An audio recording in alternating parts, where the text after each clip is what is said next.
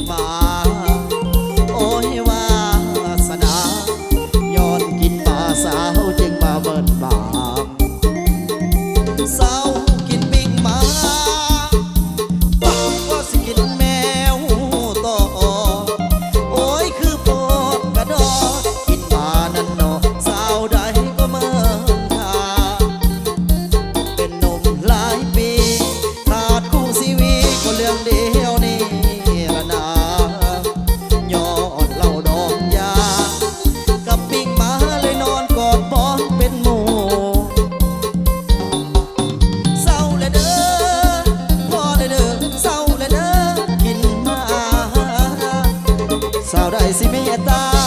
ไอ้หนุ่มปิ้งมายังนอนหนาวขาดหูอยากมีคู่ใจสิ่งใดเดสิมาเป็นเนื้อคู่จะหักยอดสู้จะขออยู่คู่นางผู้เดียว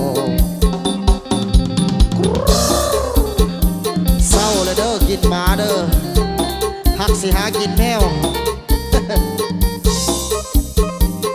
เจ้เพิ่นขอแบบวัยรุ่นพร้อมเด้ออาจารย์เด้อ